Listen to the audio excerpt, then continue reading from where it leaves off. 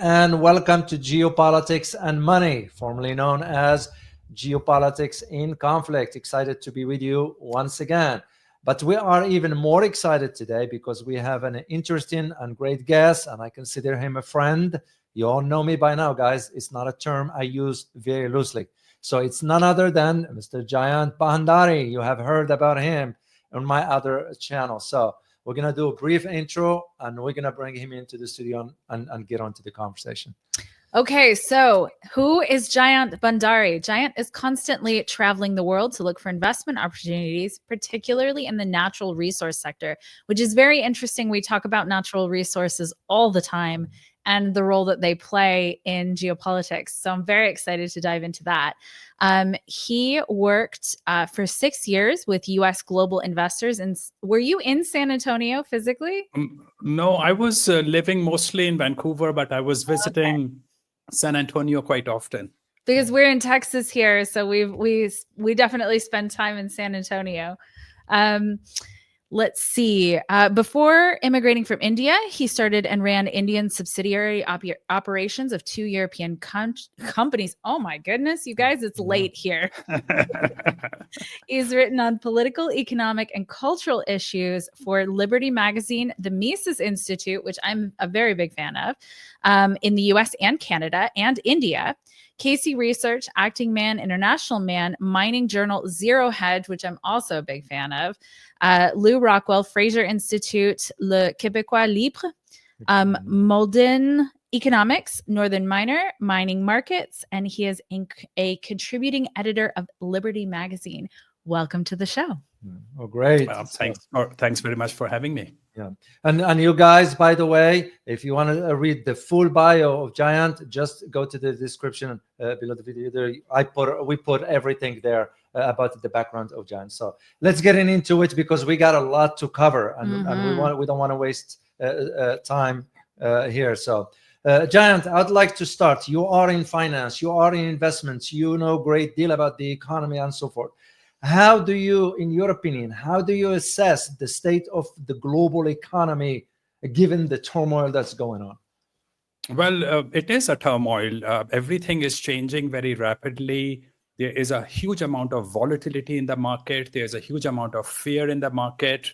And I'm reasonably sure a lot of companies are worried about what all these tariffs mean for their businesses. They will have problems procuring their ingredients. They will have problems selling their products, and they have to maybe reorient themselves for all those things. And you can see, at least in the last 1 week, the US market has fallen. And I'm currently in Asia, so I did not watch what was happening last night, my time in the US market, but it has been very volatile, and I think it will continue to be volatile because Trump really means business. Whether you like his policies or not, he really means business. And other people will take measures to counter him. So this will have a snowballing effect eventually in the markets. We'll see how it plays out, but turmoil is the right word to use. Well, it's interesting you're talking about, companies looking at, how are they going to do business, especially Chinese companies in the US companies in China, and then obviously Canada and Mexico also. One of the things that we did a little bit of a dive into was Walmart asking suppliers, actually asking the manufacturers to eat the tariffs. But my understanding is the way that Walmart does business does not exactly lend itself towards a lot of profit margin for suppliers. So it's very interesting to see where those tariffs will actually shake out in terms of who's going to end up paying them. Yes, Elizabeth, that's very true. Chinese companies operate at a very thin margin. They operate on volume and thin margins. So I don't know how it will play out. And in fact, from what I hear, government in China already asked Walmart people to come over, and they were reprimanded for asking the suppliers to reduce their prices. So I don't know how this will play out. But again, yes, Chinese companies operate at a very thin margin, and it will eventually, tariffs will reflect in the prices that you and I will pay in the US. Mhm. But just to piggyback on this point regarding China and tariffs, how do you see Donald Trump's policies regarding the economy writ large? We're not talking just about Canada or Mexico. How do you see these policies that he is embarking on that is going to end up causing more harm, at least domestically, for the average citizen, in your opinion? What do you I think I'm not so sure about it. I think any reorientation of the economy and political structure will create a turmoil in the market. So in the short term, they will be pain for everyone, not just for Americans or Chinese or Europeans. It will be pain for everyone. But as long as his policies bring an orientation of the market in the way that it's fair, then I'm all for it. Short-term pains have to be faced if you want to reduce the size of bureaucracy, if you want to cut down on wasteful expenses in the government, and if you want to reduce regulations. Now, David, I'm currently in China, and the last time I talked with you, I was in China as well. So I'm coming to China quite a bit these days. As you can see, the Chinese large company ETF has gone up by about 50% in the last 1 year. And Hang Seng Index has gone up about 40% as well. So let's not forget that while we have all these turmoil in the European and American and Canadian markets, there's a lot of pessimism in China as well. But the market at least is showing that there is an improvement, at least in China. And my guess is that all these things will end up being an improvement for the US as well. There will be short-term pains for all of us. I mean, my options have fallen in value. My portfolio is down significantly. But in the short term, I'm feeling the pain. But at the same time, I hope Trump is doing the right thing. I don't know whether he's doing the right thing or not, because things are happening so rapidly that I find it difficult to keep pace with what he's doing. Wow. Well, honestly, you and the rest of us, he is moving at rapid fire pace. Yeah. And it's very interesting. We talked a lot about that today, actually, on the live stream. If you guys were watching it, our viewers, but we talked a lot about that really the U.S. economy, when Donald Trump was handed the economy, it was a mess. And the amount of money that had been funneled into the U.S. economy by the government was unsustainable. But it was Biden kind of kicking the can down the road, right? He was kicking the debt can down the road. He was kicking the economic crisis that has been brewing for a long time. He had been kicking it down with basically government stimulus without calling it that, right? So in just a massive infusion of trillions of dollars into the economy over the 4 years that he was president. So Trump was handed a mess. So he had two choices, right? The choice was do something. Now, I'm interested in your opinion on whether this was the right thing to do or not, but do something, or like his predecessors, continue to kick the can down the road. Do you see that as what he's doing? And what do you think of the policies that he's implemented so far? And I also am interested in your opinion of him taking government spending out of GDP, because I know that that's something that they're planning to do as well. Well, so Elizabeth, I 100% agree with the implications, the underpinning message that you had in what you just said. I think we don't agree with each other 100% on anything. So if we really sit down, we will disagree on a lot of things. And I disagree with Trump on a few things. But overall, every day I see what he's doing, and I say, yes, this is what needed to be done. And in fact, he's going beyond what I thought was possible.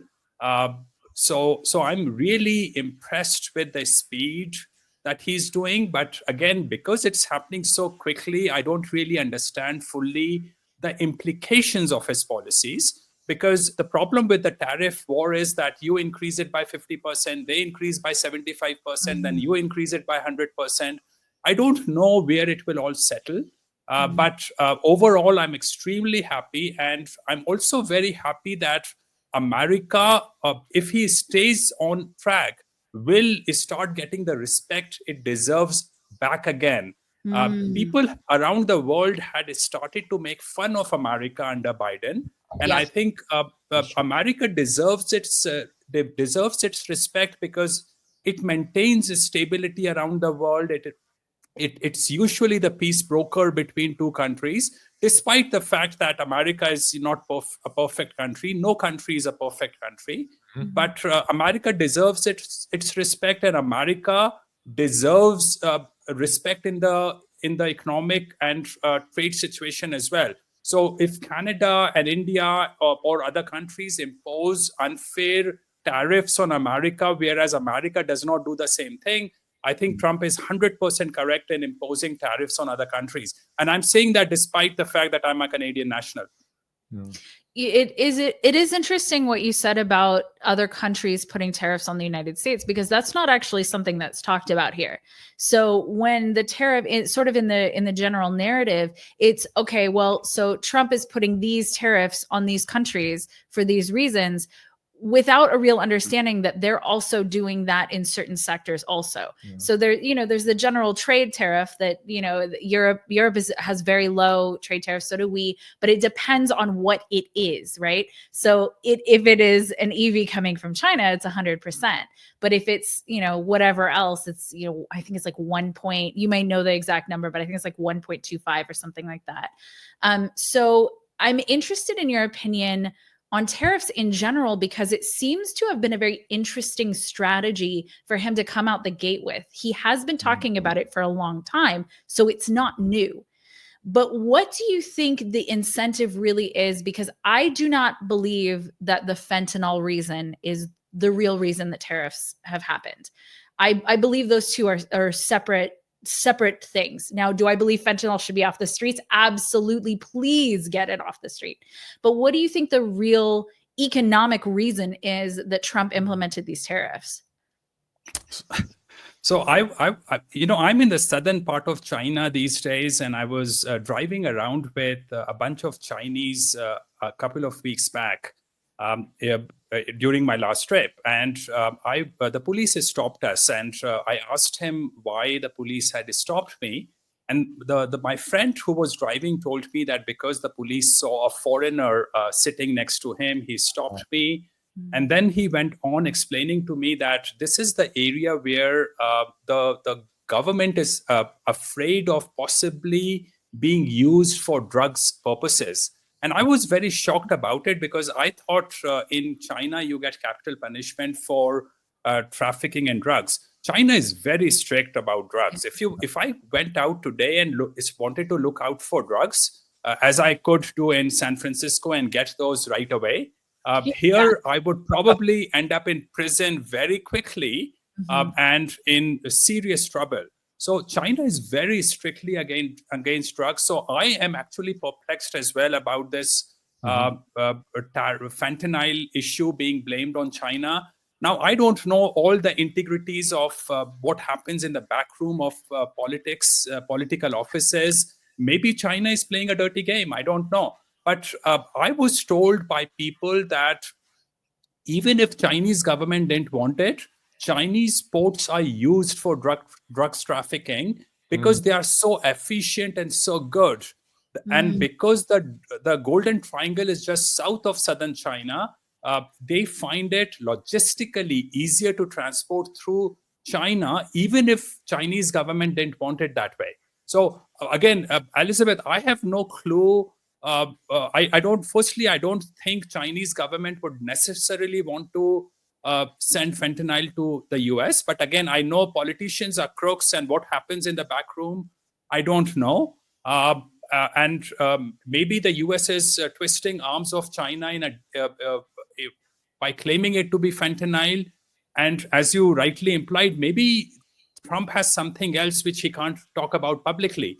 Yeah. So again, I don't fully understand. I'm not an insider to any of these things. But at the same time, China is not going to get affected by American tariffs. Neither is China going to get affected by American tariffs. So, both of these countries have really dehinged themselves from each other over the last 1 decade. Their trade relationships have reduced significantly. China has imposed tariffs on American agricultural and Sure. other commodity products. But you can't really control flow of agricultural products. They go to some other countries and flow back to yourself with a reduced tariff. So I don't think this tariff war also is a real tariff war. There's something else, as you rightly implied, and I'm very confused about it as well. Yeah. Well, will it be fair, just to follow up on this, Jayant, will it be fair to say that the Chinese are now worried about it, given that the projections they expect for their GDP this coming year, about 5.6%? Well, Chinese are always worried. Chinese, as all future-oriented people are neurotic and paranoid. All successful people are neurotic and paranoid. That comes with success and future orientation. So when I talk with young Chinese, they're always worried, irrespective of what's happening in the economy. So yes, China is worried. So is America. So are you and other people worried, because smart people worry about the future, and that's what makes us relatively successful. And the fact that we survive is because we are paranoid and neurotic. And unfortunately, that comes with a certain positive orientation towards civilization. That is true. That is true. That's a really wonderfully human. A good way, yeah. That's a wonderfully human answer, because I think humanity. So my background, my degree is in global business, but my specialty is actually in human behavior. And so it's very interesting to me to watch. The reality is that people are people here, and there's there's the 1% of people who understand what's going on, right? Those are the people in the back rooms, and then the rest of us are like, okay, what's happening here? And the uncertainty, and I think you said it earlier, the uncertainty and fear is very high right now, because the rest of the world can't predict what the US is going to do. Indeed. So that's right. Yeah. Let's shift to another theme that is very important for our viewers to understand, but especially for the American audience. And this one has to do with the concept of, not the concept rather, but the decision of President Trump regarding de-dollarization. How do you see this moving forward, given that some other countries around the world are moving into that direction of reducing their dependency on the US dollar? Sorry, I didn't really fully understand your question, David. Did you mean that Trump wants to remove dollar as the international currency? No. Trump threatening other countries with sanctions if they de-dollarize, if they get rid of the US. He's trying to get So this is interesting. This is one of those things which I thought was strange about Trump asking other people to stay on US dollar. I don't see what gives him the right to force other countries to continue to use the US dollar. And this is again one of those rare things that I disagree with him on. US dollar index has fallen this year by I think 4 or 5%, but it has just normalized. It has just fallen to the place where it was before Trump was elected. So I'm not even sure that the world is de-dollarizing either. The world depends on the US dollar. They still continue to hedge their currency based on the US dollar. There are all kinds of factors why people are afraid of the US dollar. They don't want to be blocked out of the SWIFT the SWIFT transactions as Russia got frozen out. So maybe there's a certain amount of fear to do with that, but the US is here to stay. Dollar will continue to be the currency of use internationally. And I still did not find it appropriate that Trump would force it on people that they should be using the US dollar when he said that he would impose 100% duty if BRICS countries brought in their own collective currency. And I just thought he had no authority over it, but maybe I'm missing something there. Yeah. It's been interesting watching him because he has come out the gate like firing hard. Like he is not taking, he is really going for it. And it's before he took office, there was a lot of conversation about de-dollarization, right? So the BRICS countries were coming out with BRICS currency, which is, with Enbridge and all of that. And it's probably going to be, they're probably not going to have like a dollar bill, right? That's like a BRICS. It's probably just going to be more trade between each other in their own currencies. But there was a lot of talk about that. And I think that in a sense, it's possible that he's trying to ease Americans' fear about that, because here there's a whole lot of conversation about, okay, the world is de-dollarizing. The dollar's not going to be the reserve currency anymore. It's not going to be worth anything. And it doesn't quite happen that way, right? It's not like the dollar is like gone overnight. That's a process that takes time. But I'm interested in your take overall on Donald Trump and BRICS, because there were a lot of tension between BRICS and the previous administration. And there's a lot of fear here in the United States about BRICS, which I think perhaps is unfounded. But China is the next largest economy, and it's a large economy that is on its upswing. So I'm curious, Donald Trump and BRICS, what do you think? Well, so I have been talking with David for the last few years on BRICS, and I have consistently said that BRICS is a non-entity. It does not really has any influence. There's only one thing in BRICS, or maybe two things in BRICS, and those are China and Russia. All other countries under BRICS are non-entities. They are nobody countries. No one cares about them. They have no values. They have no real policies. They go along with wherever the water is flowing. So the only countries that matter in BRICS really is China at the moment, I think. For sure. I agree. This is the Chinese character. Chinese don't like to be visible on the podium. They want to be backseaters. They want to hide. They don't want public space. And then they do all their economic growth and they want to live in harmony. They don't want to be up front. They don't want to be facing the public. And my guess is that China does not want to be seen as the only competitor to the US, and they wanted to bring in all these nobody countries, the non-entities, as its colleagues to stand up to the US. But at the same time, Elizabeth, the thing is that China wants US dollar supremacy. Try moving your money into China. It is not easy. Chinese bank give you a lot of hassles. Now, even if I have a Chinese account and if I have a Chinese bank account outside, if I want to wire money into my account in China, hey, it's not easy. So China, even China wants, from what I see, US dollar supremacy to continue.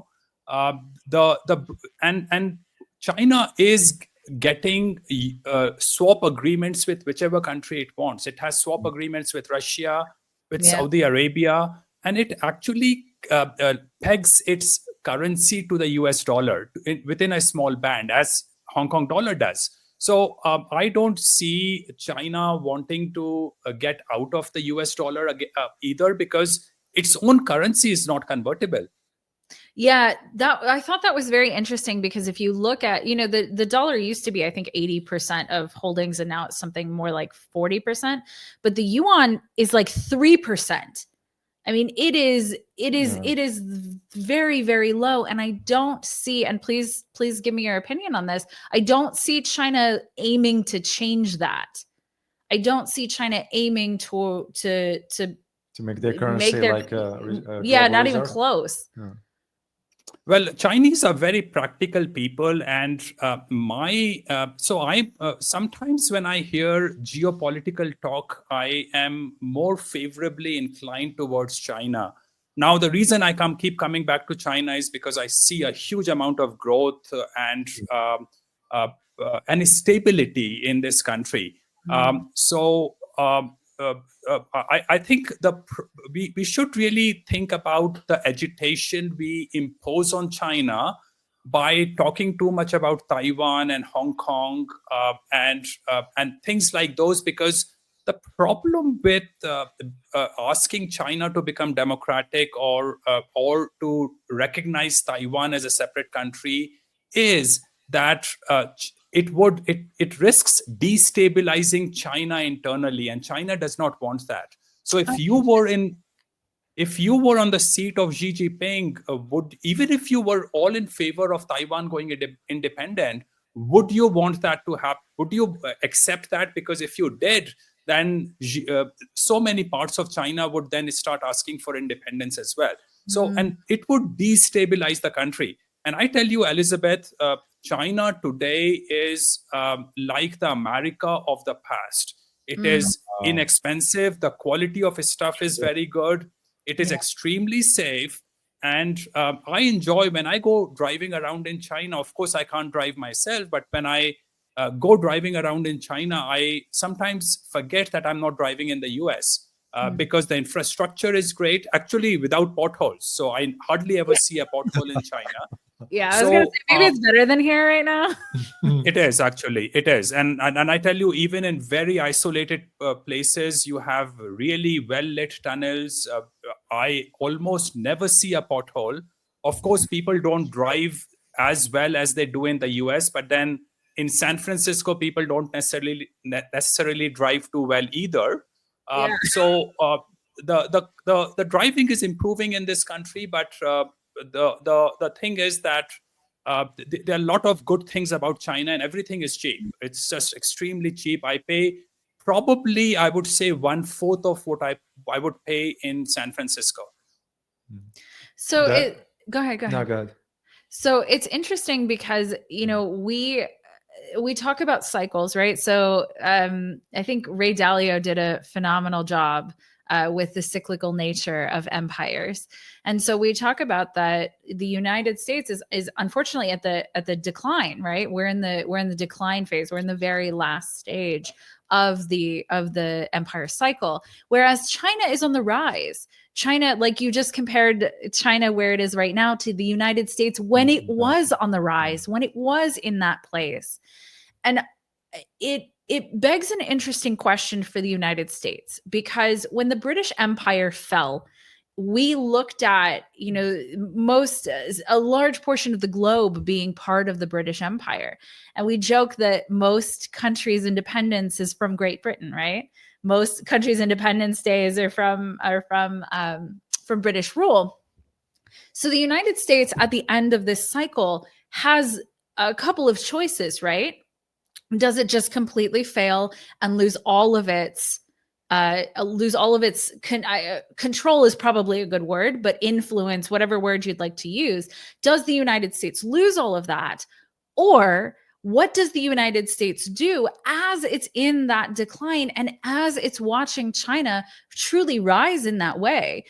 20 years ago, 30, 40 years ago, China was absolutely not where it is right now. It's grown enormously, and good for China, because it raised an enormous amount of people out of poverty, horrible poverty. So what options do the US and China kind of have? So first of all, what option does the United States have on the decline of an empire to either make it softer, or what is the possibility for it moving forward?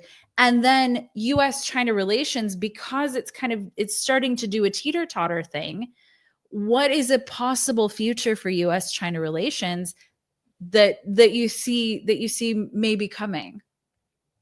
So, Elizabeth, I think there are two sides of that story. One is that Americans as people are among the most generous and open-minded people on the planet.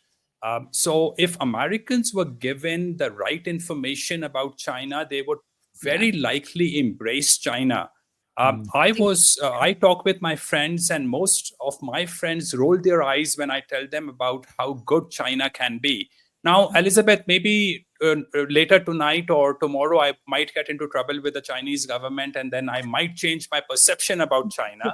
Sure. But as it stands today, I have a very positive opinion about the country and the society.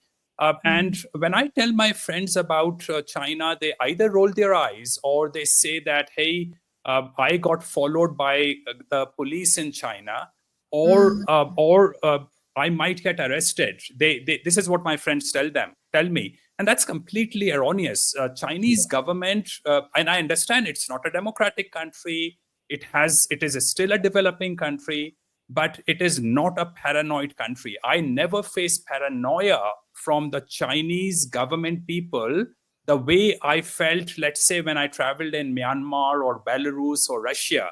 Sure. That's not the paranoia you face in China.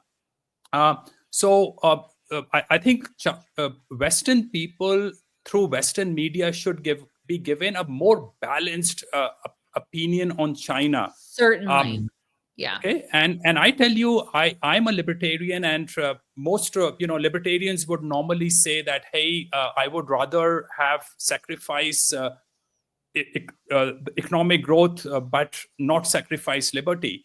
But Elizabeth, as a woman, I tell you, you would feel far more free in China today than you would in any Western country, because it is safe and increasingly safe. Sometimes when I'm traveling in China, I think I'm in Singapore. It's so safe, so organized. People, and I was talking with a Chinese girl one day, and I said, what kind of sexual harassment do you face in China?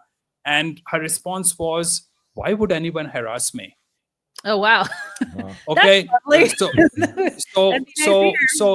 Of course, that was probably, she lived a sheltered life and she probably didn't really venture out too much. But I tell you, it is increasingly safe. And I think Americans should get a better understanding of China. The problem starts when politicians get involved and demagoguery gets involved. And then they want votes and they want the power. But what I like about Trump is that Trump wants to reduce America's presence as the world's policeman. And that is the right thing to do. That will balance the power with China, because then the interaction will be more trade related. And there is a lot of symbiosis between China and the US than people think there is, because as someone said, America, Western countries and America is great for 0 to 1, which is philosophy, ideas, science, basic, very fundamental things. But when it comes to creating technology, building on those things, East Asians are much better. They copy your product, they copy your ideas, and then they make much better products out of those things.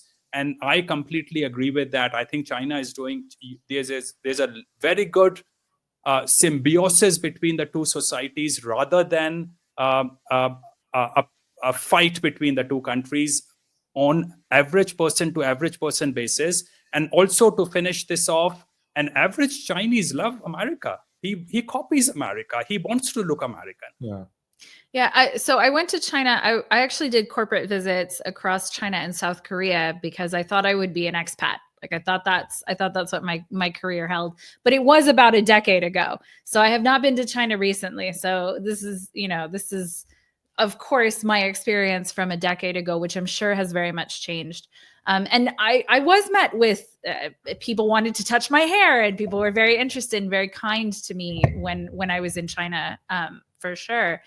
But I do agree that there does need to be a very much more balanced conversation about China, and Trump has not been as intense on China as he has been in the past. I don't know whether that's going to change or not, but I don't like having anyone as a scapegoat, because my observation is that the United States has used China as a scapegoat. So, hey, everything is so bad here in the United States because China took your jobs.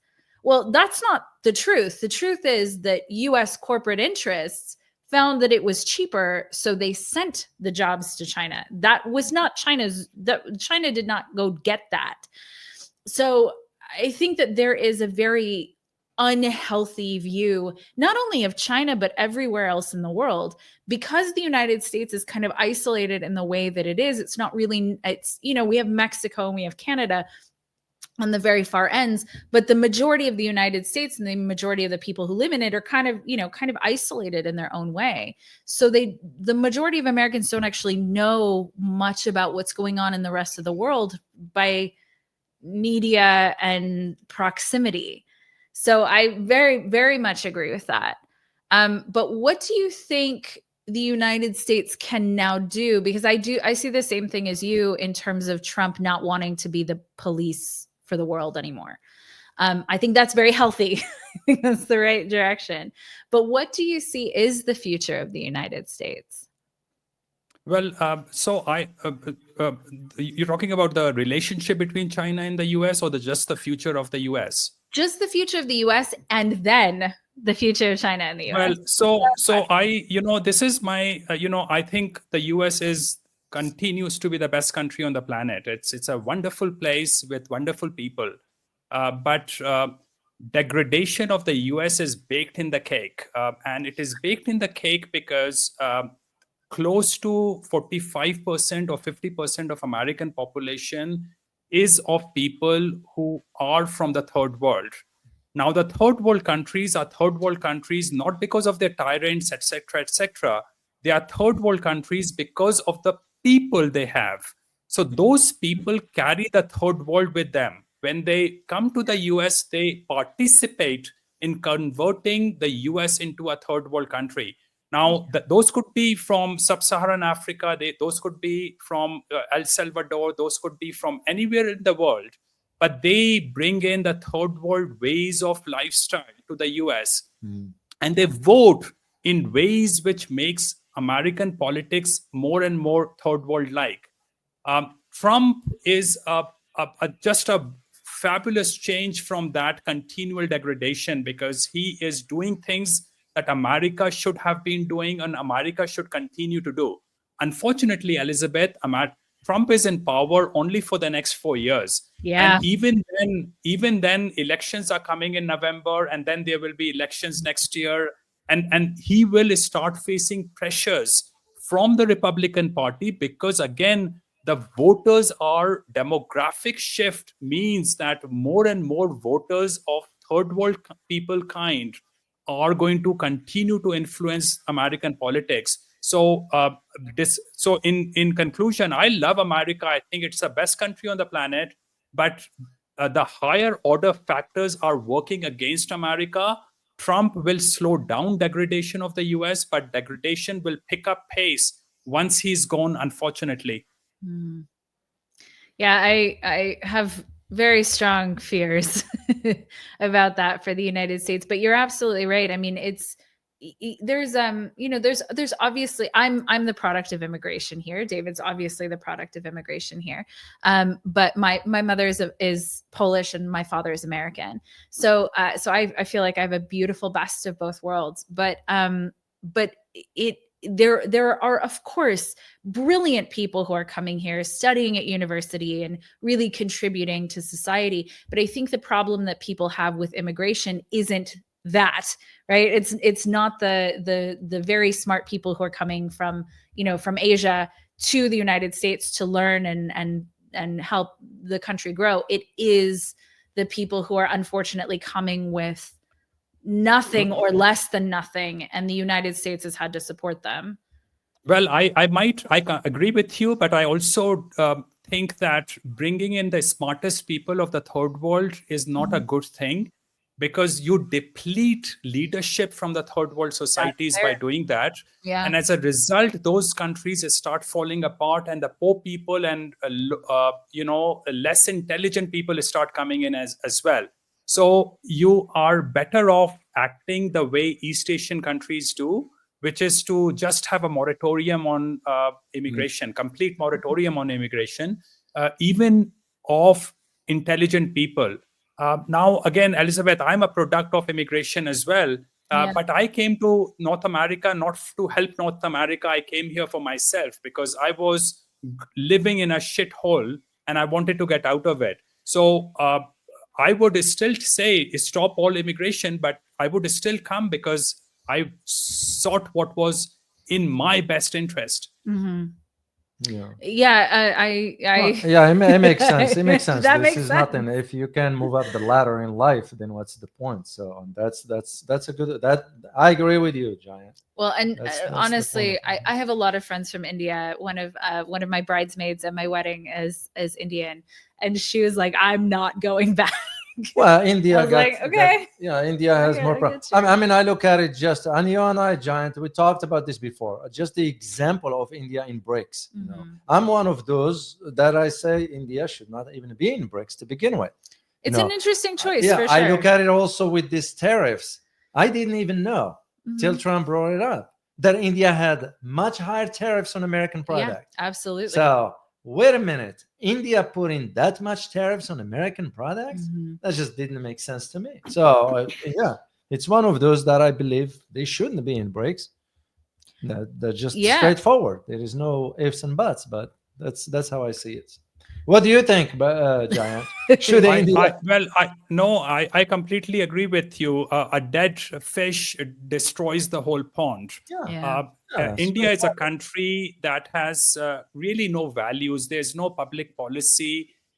Everything is driven by expediency, and the situation is getting worse with time. If you go back to the Nehru's era or the earlier governments, there were more attachment to the rule of law and fairness. Those things are getting depleted very rapidly in that country. There are, the government today is demagoguery government, and they have really no connection with the concept of the rule of law and fairness.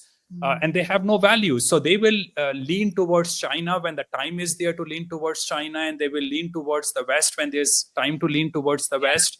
But at the end of the day, you can't trust India as a partner in anything. And that's why, quite rightly, India is not a part of Security Council. It is not a part of G7. It's not a part of, really, Quad is an impotent organization under with Indian influence. Quad was supposed to be a security arrangement between the Western countries and India. Instead, it just became a bureaucratic organization, nothing else.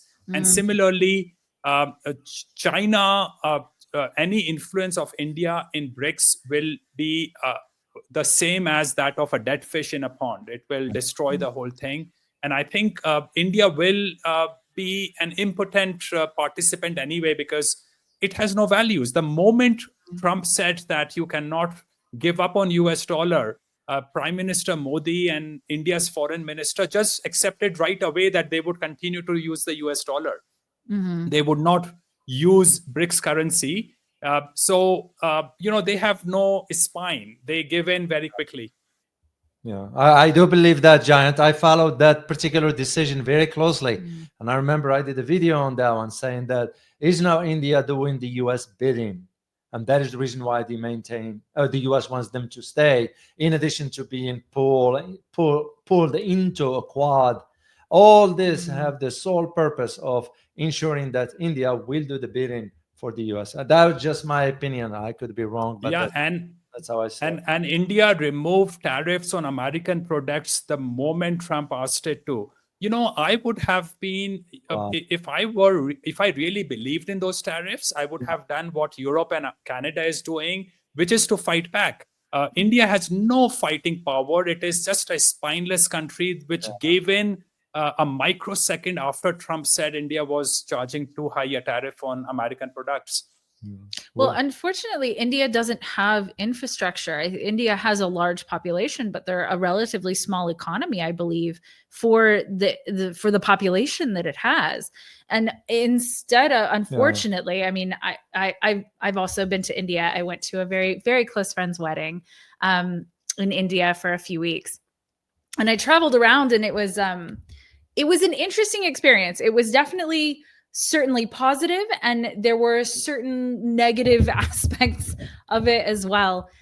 But India has an enormous amount of potential that I feel like it just isn't tapping into. So if you're looking at, like what, for India? Well, so India has a large population. Yeah, but the population sometimes can become the problem in itself. Sure, when you have a population that is, agree. Yeah, the population in itself that is not even disciplined to begin with. Sure. But I mean, what you heard. Pardon me if no, I agree. Yeah, pardon me I if agree. I interrupt here, because I still remember the case of that Swedish girl that's in India. Oh, So where is absolutely, the population? absolutely. You know, it's No, kind of that's never not what I mean. What I mean is India has a large population that it could do something with should it choose, right? Yeah. Should India have chosen to do something with the population that it has not chosen to, clearly. But if it chose to, so one Yeah. of the big issues globally right now is we're seeing a decline in population across all of the West. The Mhm. only reason that we have a stable population or an increasing population is because of immigration. Immigration. So we have a declining population everywhere in the world. China has a massively declining population also because of the one child, and which I don't know what they were thinking at the time. I don't know what that was for them back then. But they have a decreasing population as well. So you're seeing, and across Asia, we also have several countries that are decreasing Japan. population. Yeah. So one of the only so Africa has an increasing population. And so it's very interesting watching manufacturing and watching especially mining, because it has a bunch of rare earth minerals going to Africa, right? And so I think India, should it choose to, and of course you are the expert on this, not me, should it have chosen to in the past, it could have elevated its population like China did, but it didn't choose that. No, that's not how to put it, Elizabeth. India has no potential. India has the same potential as lead has to be converted into gold. Lead and gold weigh approximately the same, but you will literally put trillions of dollars into converting a microgram of lead into gold by playing around with its atoms and the ingredients of the atoms. So India has no potential. You really have to walk the street outside the key centers of the country to understand that Indians are unskilled. They have no ambition, and they don't have a set of values which make East Asia and Western countries successful. There's no concept of virtues and concepts like honor and integrity and honesty. If I enter into a contract with an Indian company, I absolutely guarantee you that in case the contract ends up becoming favorable towards me, the Indian company will dishonor the contract. And bringing in those virtues and 10 commandments into your society is a process of several millennia, not a matter of several centuries or generations. It's a process of several millennia, and India simply does not have the virtues that give a spine to the civilization, something that Japanese, Korean, Chinese, and West Europeans took millennia to develop, and they independently maybe developed those values, but those values took a very long time, and India is showing no sign of ever developing those virtues. As I speak, India is getting worse by the day. So instead of improving, it is getting worse. So no, there's no potential, and I absolutely guarantee you, Elizabeth, if we talk 2 years from now or 5 years from now, I will still be saying the same thing. In fact, with more assertiveness, because India will be that much worse, and it will be going much worse than I thought it would be going. So that's how bad the situation of that country is. Well, it's the truth, because I tell you that I have nothing against India. I have not. I know I get comments sometimes, negative about India. It's the truth. And there are some Indian citizens that last time I was with the Jayant on the other channel, one of them sent in a comment, and he said, what Jayant said is true. I live in India and I see what he's saying. So back to my point, but back in the 90s, I used to hear about how India's gonna be at the top of the world, thinking that, and I've been reading articles from the mainstream West that is advocating that narrative that India said, well, come on, the reality suggests otherwise. So, and my question to you, Jayant, is, could it also, this has to do with India not being able to free itself of the colonialism mindset? Oh, that's interesting. No. The colonial mindset was a positive mindset. I'm a product of, I'm a child of Macaulay. I'm a child of the British Empire. I am the child who was who was marinated in Western culture in a Catholic school.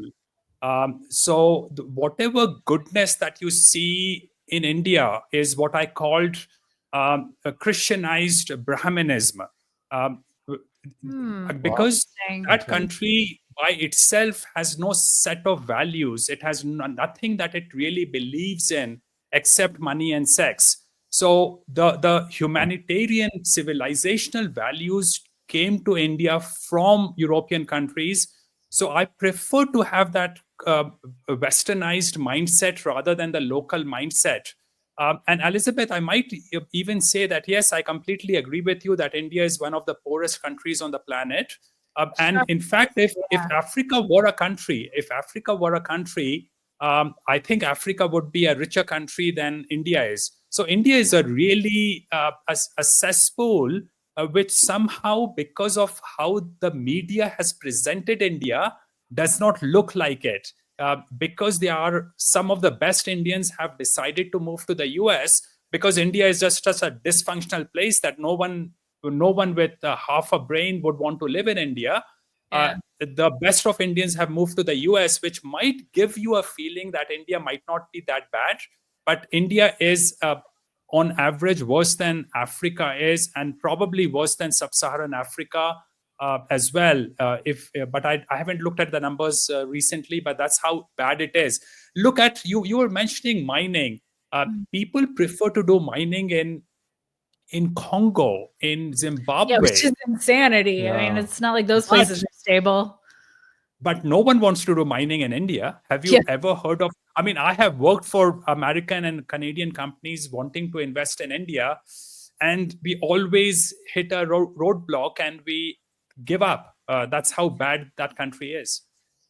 Yeah, my so like I said, one of my best friends is Indian, and she refuses to go back. I mean, she married an American man, and so she's here permanently, but she said she refused to go back. It was, and I don't blame her. I mean, the small pieces of India that I saw, like I said, there were some extraordinary temples that I visited. There's some beautiful places, but I mean, they wouldn't. The family, they had me with a driver and a security person. Like I was not allowed to go anywhere by myself out of safety. Yeah, and that is why you saw nothing of India. Right. You see something of India only if you walk the street by yourself, and preferably 10 kilometers away from the center of the city.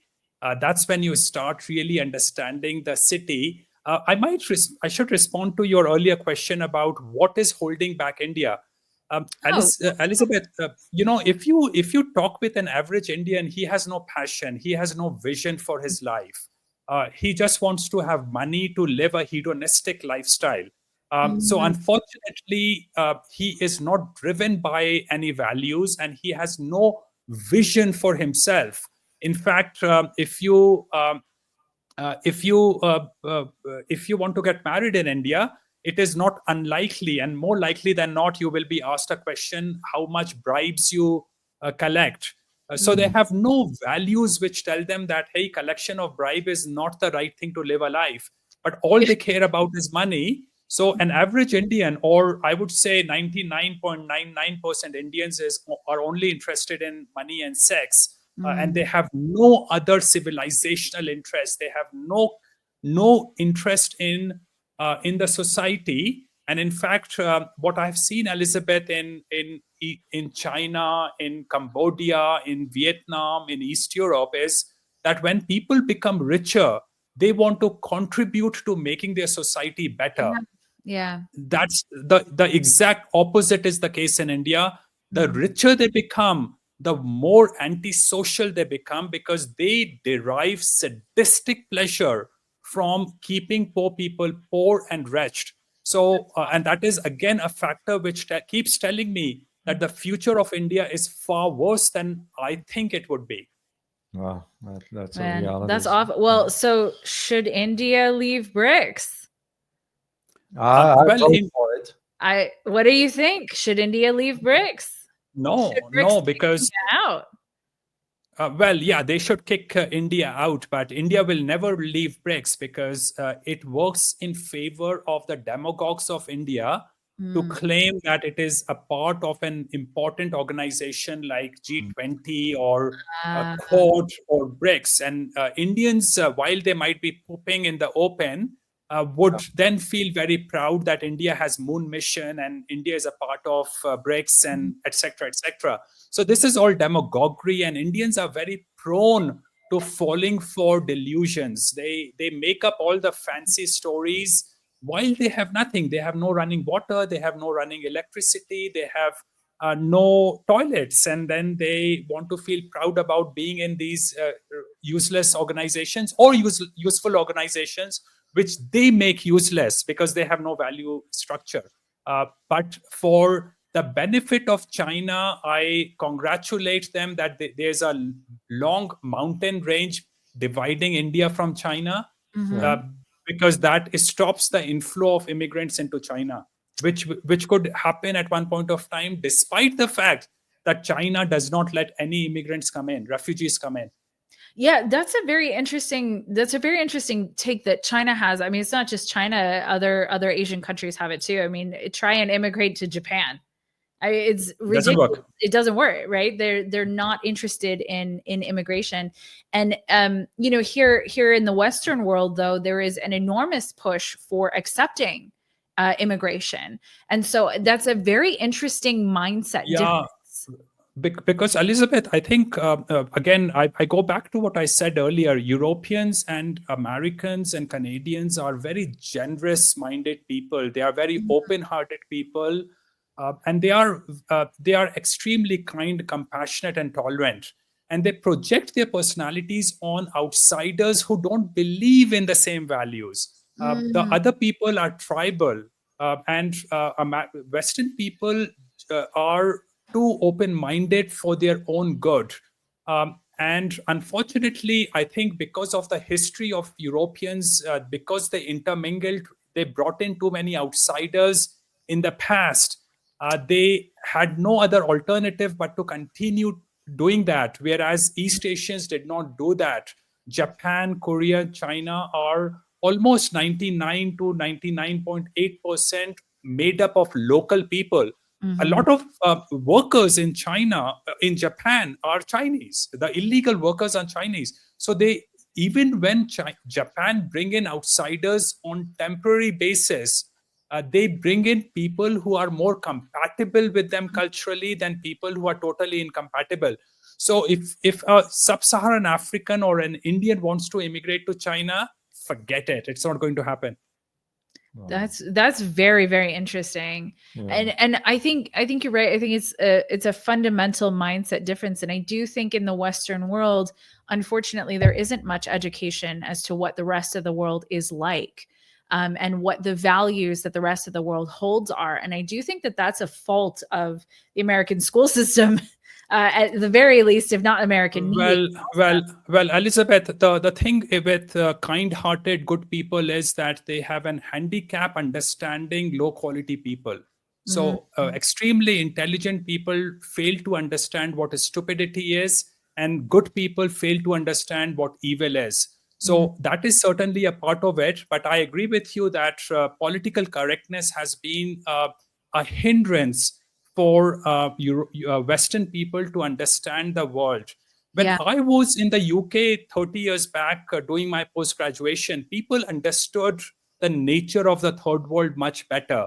But I think over the last 3 to 5 decades, political correctness has erased that wisdom from the psyche of the Western world. And now it has become extremely risky, Elizabeth. So if you really want to talk about all your experiences of traveling in India, you will worry about getting cancelled in the West today. So political correctness has played a big part in destroying that wisdom. If you notice, I didn't share a lot of my experience, and that's why is despite the fact that you had a chauffeur and a security with you.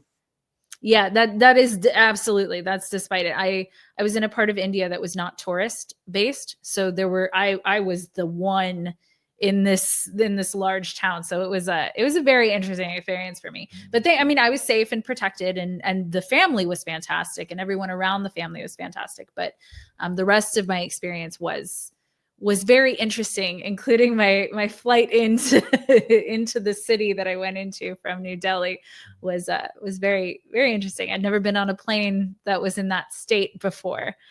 So yes, I agree. Well, And I mean, if I might just expand on that, Indian stewardesses will never clean the plane because it is below their dignity to keep anything clean, which means that the domestic flights in India are the toilets are always dirty. They don't have paper in them. They don't have soap or running water in them, and no flight staff will look after that. In fact, even the international flights that are owned by Indian companies will have dirty toilets because Indians consider it below their dignity to clean toilets. And in fact, when I write anything about India or I say anything about India, Indians will comment that, Jayant, you are a toilet cleaner in San Francisco, as if there's something to be looked down upon if yeah, you're a toilet cleaner. So absolutely. that's the way Indians think, unfortunately. So that's if I might have elaborated your experience, but that's one of it. Sure. Yes, that's certainly part of it. I have one last question for me. Do you have a question No, for no, go Giant? ahead. I know we're keeping. I don't Yeah, want to because keep we you don't want to keep much Giant over your forever. time. I know So, it's first thing in the morning for you. yeah. So I have one last question here, Giant. You are an investor, and the way I'm looking at this, even from a geopolitical aspect, but there is an economic aspect to it. Given the rare earth elements now that we know that China controls a large percentage of that. But there's also an interest coordination that's going on between some ASEAN countries, and I'm going to refer only to 3 here. That as a geopolitical analyst, what I see over the horizon is that the United States is trying to create a wedge between China and those 3 countries, Malaysia, Indonesia, and Singapore. Why those 2 countries, Indonesia and Malaysia, are of interest to China is because of the rare earth elements and so forth. Will I be wrong in my assessments? Well, firstly, Malaysia and Singapore and Indonesia will follow China, irrespective of what happens. And Singapore, I lived in Singapore for a couple of years last decade. I keep going to Singapore. I absolutely love that country because it's the best run country on the planet.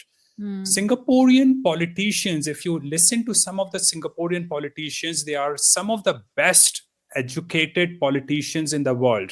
My view is that a person like Lee Kuan Yew should have been the Secretary General of United Nations. He would have sorted out so many international problems. Singapore is a very rational country. It refuses to either completely side with China or completely side with the US. It chooses the rational path, which is good for itself and which is fair and rational and moral.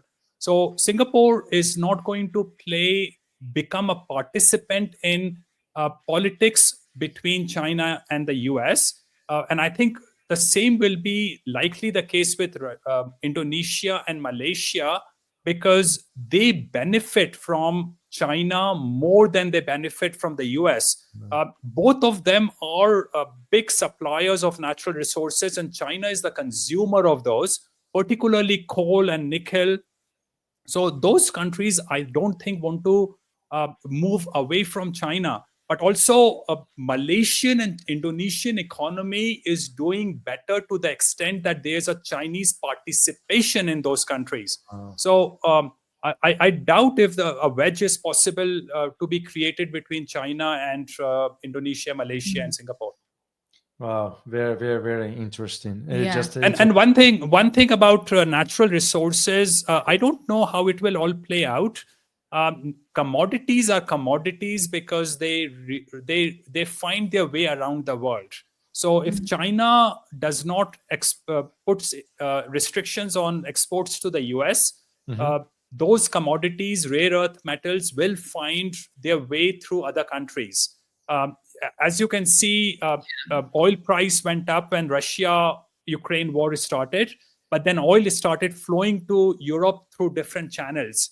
Copper started getting melted in India, and being circulated in the world as Indian copper rather than as Russian or Russian copper. So commodities have a habit of finding their way around, and I think Russia's tariffs on American agricultural products is not going to work either, because those commodities will find their way to China without the tariff. Yeah, I absolutely agree with that. It's so funny. It's like, okay, well, it's not coming from Russia. Well, it's coming from Russia through somewhere else. And I mean, business is clever like that. I'm not the biggest fan of big business overall, but big business is clever that way. They'll find a way around it. Well, very, very interesting. Guys, as we always say, when we have Jayant Bhandari here, you're going to hear the truth as it is. So, and it's something also for you to really, really be informed regarding a host of issues that we address with Jayant here. So I'll give you the last word, Jayant, some words of wisdom for our community. Well, thanks for having me, David. And if you want me to promote one thing I do, which is that I run a philosophy seminar in Vancouver. The next one is on the 23rd of August. And the link of registration for that seminar is on my website, jayantbhandari.com. Yeah. And I do have the links, which okay, by the way, great. Guys, it'll be in the description. We put the link. I put them already in the description. There's the links to Jayant Bhandari's, all his links regarding social media, and including the center he just mentioned there. So, well, we can't thank you enough, Jayant, for really carving out time for us here to share your knowledge with us, with our community, and we look forward to having you again on this channel here. Thank you very much, David, and thank you, Elizabeth.